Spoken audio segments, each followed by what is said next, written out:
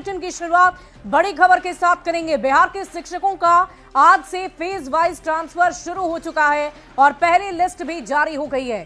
शिक्षा विभाग के एसीएस डॉक्टर सिद्धार्थ ने न्यूज 18 से एक्सक्लूसिव बातचीत की और ट्रांसफर को लेकर बन रहे सस्पेंस को दूर करने का प्रयास किया। वहीं हेड टीचर, हेड मास्टर और टीआरई 3 के अभ्यर्थियों की पोस्टिंग को लेकर भी उन्होंने जवाब दिया है। एसीएस ने शिक्षकों को भरोसा देते हुए ये कहा कि शिक्षक परेशान न हो, सभी की बारी बारी से ट्रांसफर करने की प्रक्रिया जारी रहेगी और इसको लेकर रोज बैठक होगी। वहीं एसीएस ने न्यूज 18 की जमकर तारीफ की और कहा कि न्यूज 18 विश्वसनीय चैनल है और ये सच्ची खबरें दिखाता है। शिक्षा विभाग के एसीएस से एक्सक्लूसिव बातचीत की है न्यूज 18 संवाददाता रजनीश कुमार ने। पहले फेज का ट्रांसफर आज से शुरू हो गया और शिक्षा विभाग ने इसको लेकर पत्र भी जारी कर दिया है। सीधी बातचीत करेंगे, हमारे साथ शिक्षा विभाग के एसीएस डॉक्टर एस सिद्धार्थ हैं। सर, क्या लग रहा है कि ट्रांसफर प्रक्रिया को लेकर जो इंतजार हो रहा है, आज ये शुरुआत हो गई है, कितनी खुशी की बात मानते हैं इसे? देखिए, जैसे कि आपको पहले भी बता चुका हूं कि करीब 2 लाख आवेदन पत्र स्थानांतरण के लिए प्राप्त हुए थे और विभिन्न कैटेगरीज के लिए थे। और हम लोगों ने पत्र भी जारी किया था जिसमें हम लोगों ने स्पष्ट किया था कि किस क्रम में हम लोग टेकअप करेंगे और कैसे कैसे हम लोग आवेदन पत्र प्राप्त करेंगे।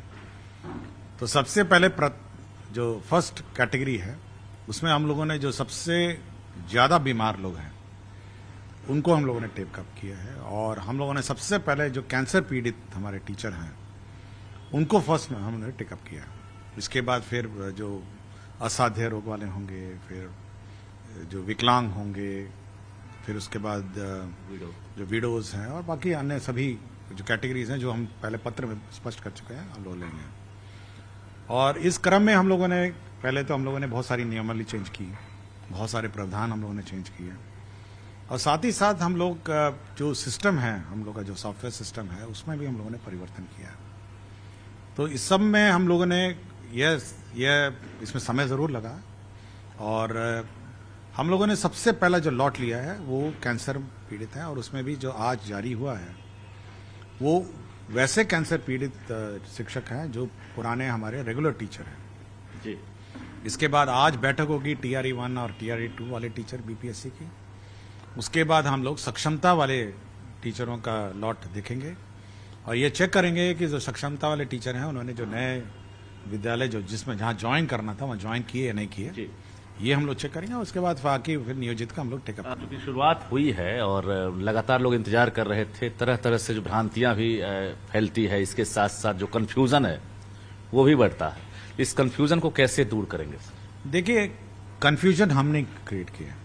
कंफ्यूजन हो सकता है कि जो नॉन मेन स्ट्रीम मीडिया है, यूट्यूब है, ये क्रिएट करता है।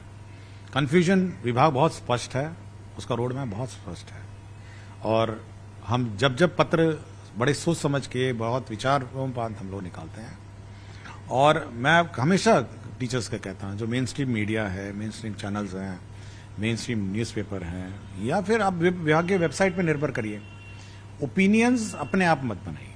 मतलब हो सकता है कि किसी को अपना ओपिनियन बनाने के लिए कुछ भी बोल देंगे। यूट्यूब तो आज के दिन में यूट्यूब बहुत स्वतंत्र है ना, इसलिए मैं हमेशा कहता हूं कि मेन स्ट्रीम मीडिया है, न्यूज 18 आपका है, बहुत विश्वसनीय चैनल सब है जी है, बाकी बहुत सारे चैनल्स हैं। तो जो विश्वसनीय चैनल हैं ये सब बिना बयान लिए, बिना काउंटर चेक किए, बिना न्यूज को वेरीफाई किए कभी न्यूज नहीं चलाते हैं। तो ये शुरुआत हुई है, अब एक उम्मीद जगी है, खासकर अभी जो सक्षमता पास किए हैं, विशिष्ट वाले हैं, बीपीएससी टीआरई 1, 2 वाले हैं, पति पत्नी वाले हैं, तो अब क्या लग रहा है, कुछ न कुछ आप ब्लूप्रिंट तैयार रखे होंगे? देखिए, बहुत स्पष्ट है।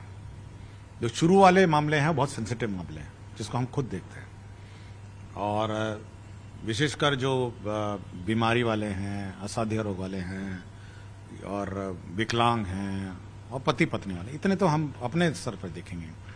जहां तक दूरी वाले हैं तो हम लोगों ने उसके लिए एक सिस्टम बनाया हुआ है, सॉफ्टवेयर सिस्टम में है, सॉफ्टवेयर सिस्टम डेवलप हो रहा है, हो सकता है 3-4 दिन में उसका टेस्टिंग भी होगा। उसमें जो हमारे डीओ हैं उसके सामने स्क्रीन पे आएंगे कि मतलब टीचर का नाम बिना डिस्क्लोज किए कि ये ऑप्शन टीचर ने मांगे हैं, वो अपना उसमें वैकेंसी के अनुरूप उसको फिल करेगा और ऑटोमेटिकली वो लिंक हो जाएगा टीचर के चॉइस पर। देखिए, बहुत बड़ी बात कह रहे हैं। एसीएस ने अभी जो जानकारी दी है, इससे बहुत कंफ्यूजन दूर हो गया है, क्योंकि लग रहा था कि 1,90,000 है, जिसमें खासकर जो डिस्टेंस मैटर कर रहा है वो परेशान हो रहे हैं। लेकिन एसीएस ने साफ कह दिया कि पहले फेज में ही टेंशन है, और समझ सकते हैं कि इसमें बहुत सारे डॉक्यूमेंट्स की जरूरत होती है, चाहे विडो हो, हैंडीकैप्ड हो, या फिर किडनी, लीवर, कैंसर, तमाम चीजों में डॉक्यूमेंट्स, मेडिकल सर्टिफिकेट की जरूरत होती है। और एक भी अगर गलती शिक्षा विभाग से होती है तो सवाल तो उठेगा ही। लेकिन इन्हीं चीजों से बचने के लिए देखिए, जो बड़ी संख्या वाली है उसमें, जैसे मैं हूं डीओ, सपोज मैं डीओ गया हूं, तो मेरे स्क्रीन पे आएंगे कि टीचर का डिटेल के बिना, मतलब टीचर का डिटेल नहीं आएगा, लेकिन इतने टीचरों ने आपके जिले में पदस्थापन के लिए आवेदन दिया, तो डीओ साहब 10 ऑप्शन देखेंगे और जहां जहां वैकेंसी है वहां स्कूल लगाना शुरू कर देंगे जी। अगर नहीं कौन करेंगे? हाँ, मतलब उसको पता नहीं चलेगा कि किस टीचर का आवेदन पत्र है। अच्छा, उसको केवल ब्लैंक दिखेगा कि इतने टीचर ने इतने इतने जगहों पे अपने आवेदन दिए हैं। एक और सवाल, चूंकि TRE-3 भी आगे है और उसका रिजल्ट भी समय पर आ ही गया है, मोटा मोटी काउंसलिंग की प्रक्रिया अभी पूरी नहीं हुई है।